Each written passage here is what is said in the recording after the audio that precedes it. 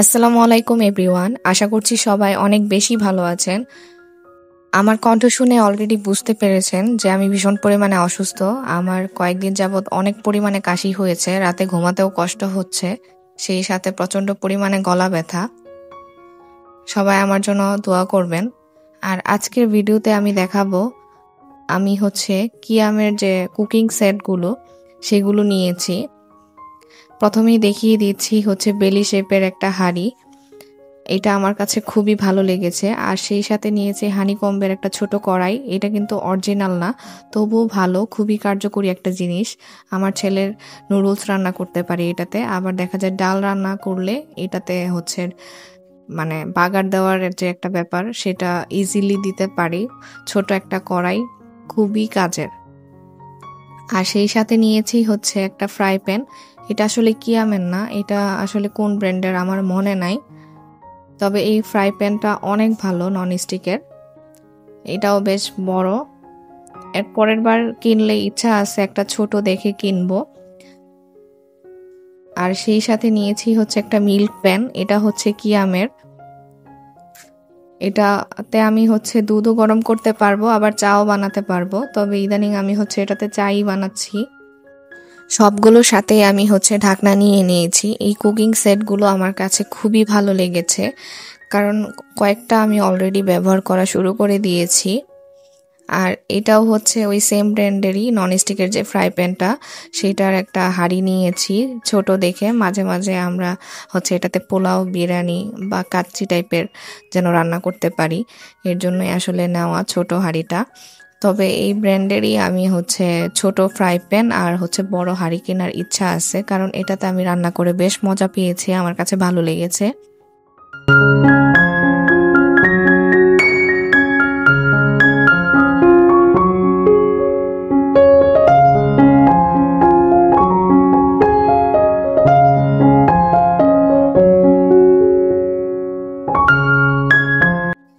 কিয়ামের এই কড়াইগুলো নিয়েছি। এটা আমি ছোট বড় দুইটা কড়াই নিয়েছি। সবগুলোতেই আমি দেখা যায় এরকম ছোট বড় মিলিয়ে নিয়েছি, যেটা গেস্ট আসলে যেন বড়গুলা কাজে লাগাতে পারি, আর ছোটগুলা আমি রেগুলার ইউজের জন্য নিয়েছি, যেহেতু আমরা বাসায় লোক সংখ্যা কম।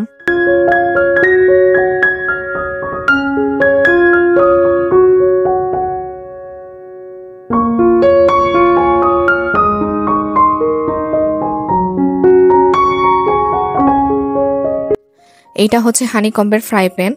এটাতে মাছও ভাজি করা যায়, আবার রুটিও ছেঁকা যায়, তবে আমি রুটি ছেঁকার উদ্দেশ্য করেই নিয়েছি।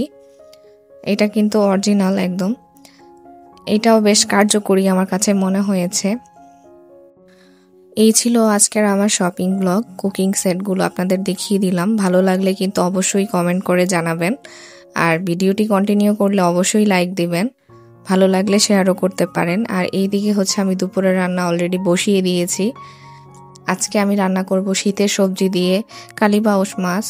ওর বাবা সেদিন দেখিয়েছিলাম যে অনেকগুলো মাছ কিনে নিয়ে আসছে। আমার কিন্তু শীতকাল আসলেই ভালো লাগে, কারণ সবজিগুলো এত পরিমাণে মজা লাগে খেতে। অন্য সময় এই সবজিগুলো পাওয়া গেলেও দেখা যায় খেতে শীতের মতো এত মজা একটা লাগে না।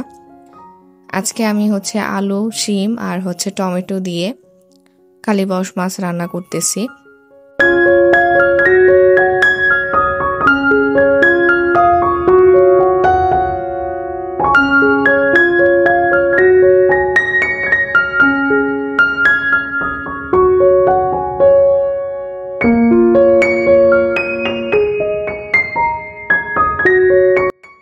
নতুন বাসায় আসার পর থেকে আমার অনেক ব্যস্ততা বেড়ে গেছে, কারণ একা হাতে সব কাজ সামলাতে লাগতেছে।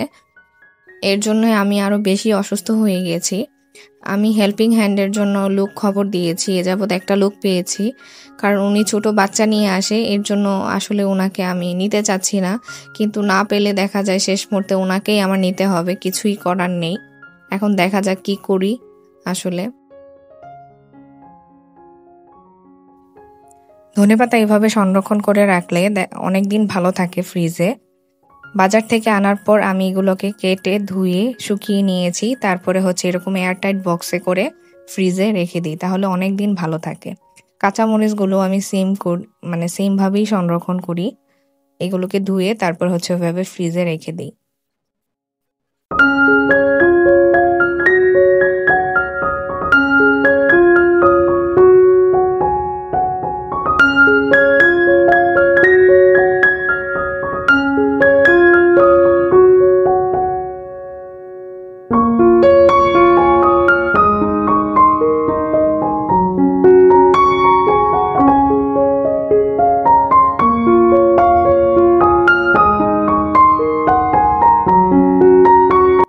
আপনাদের সাথে গল্প করতে করতে কিন্তু আমার রান্নাও শেষ পর্যায়ে চলে এসেছে।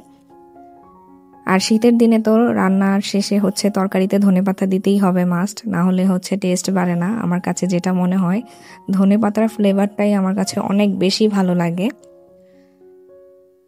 তো যাই হোক, আজকের ব্লগটি আপনাদের কাছে কেমন লেগেছে আমাকে কিন্তু অবশ্যই কমেন্ট করে জানাতে হবে। আমি এদিকে হচ্ছে খাবারটা বেড়ে নিয়েছি। আমি এখানে পাতাকপি ভাজিও করেছিলাম, ডাল রান্না করেছি, আর এই তো মাছ তরকারি। আজকের ভিডিওটি এ পর্যন্তই। সবাই ভালো থাকবেন। আল্লাহ হাফেজ।